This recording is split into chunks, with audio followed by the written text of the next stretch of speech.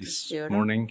Bugün sizlerle Actually, we birlikte invited olmaktan you çok büyük bir mutluluk duyuyorum. Aslında yesterday biz sizleri for a briefing on the kısa bir latest developments briefing için davet etmiştik son gelişmelerle ilgili. on the ground and of course Sahadaki son gelişmeleri sizlerle on paylaşmak diplomatic istedik process. ve tabii ki diplomatik süreçle Because I came ilgili. here from Geneva, Çünkü where ben we had Cenevre'den buraya our seyahat first ettim. ministerial Orada meeting of Iran E3, İran and then I had here yesterday ilgili A3 ilk basın lots of, toplantısı gerçekleştirildi.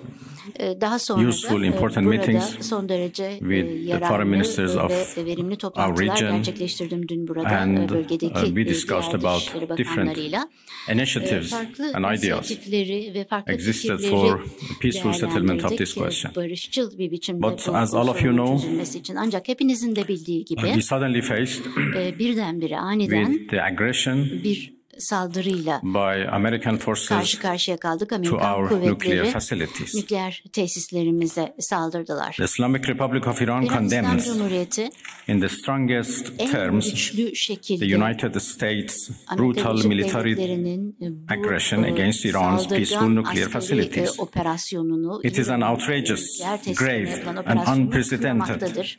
violation Bu of son the fundamental derece principles acı ve daha önce of the hiç Charter of the görülmeyen United Nations bir ihlaldir. and Birleşmiş international law. Milletler Şartı uluslararası The hukuk warmongering ilkeleri ihlal and edilmiştir. lawless administration in Washington Washington'daki is kanunsuz solely ve kanun and tanımayan fully idare responsible for the dangerous tek consequences başına ve and far-reaching bu implications tehlikeli of sonuçlardan its act sorumludur. of aggression. Bu saldırgan tutumun The sonuçlarından U.S. da military attack Amerikan idaresi on the territorial sorumludur. integrity Bir and national sovereignty of a UN member toprak state bütünlüğüne ve carried ulusal out egemenliğine bir BM with üyesinin genocidal Israeli toprak regime bütünlüğüne ve egemenliğine carried out in yapılan collusion bu with the saldırı genocidal bir Israeli soykırım regime uygulayan has once rejimle again birlikte revealed the extent gerçekleştirilmiştir. of the Ve United burada States bir kez hostility daha Amerikan towards the peace-seeking tarafını people of Iran, İran'ın barışçıl who will never halkına compromise karşı over durduğu their düşmanca independence and düşünceyi sovereignty. ve fikirleri ortaya koymuştur. The Onlar Islamic hiçbir Republic of şekilde Iran continue egemenliklerinden to vazgeçmeyeceklerdir. defend İran Iran's İslam territory, Cumhuriyeti, İran'ın sovereignty, topraklarını security ve and egemenliğini people ve güvenliğini ve halkını by all korumaya means devam necessary edecektir.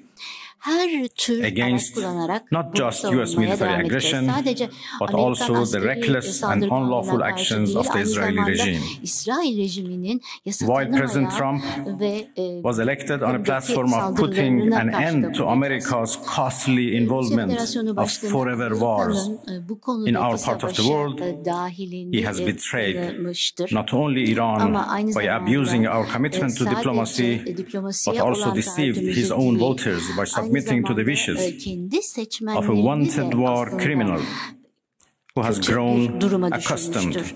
to Bu exploiting aranan the bir lives and suçlu wealth of American citizens korumaya to yöneliktir further ve the Israeli Amerikan regime's vatandaşlarının objectives.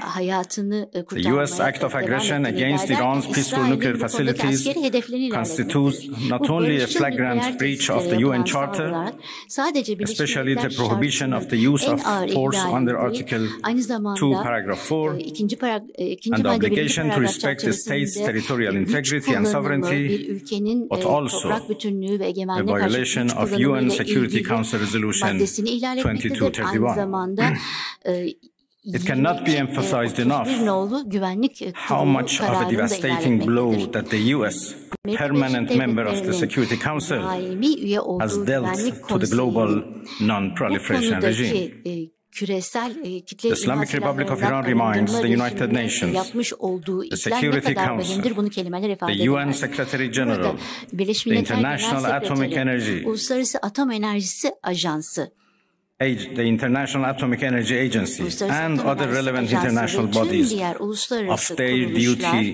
and responsibility kendi to görevleri ve take urgent sorumlulukları and decisive doğrultusunda action burada acil in ve response to kararlı this bir breach of faaliyete international law. geçmelidirler. Bu uluslararası Silence ihlali in the face of karşısında. such blatant Bu tür bir aggression will plunge the world saldırganlık into an karşısında unprecedented sessiz level kalmak of danger and dünyayı chaos. hiç daha önce görmediğimiz bir tehlike Humanity ve has kaos come too seviyesine far getirecektir. as İnsanlık species to çok allow allow a lawless bully to take us back to the law of the jungle.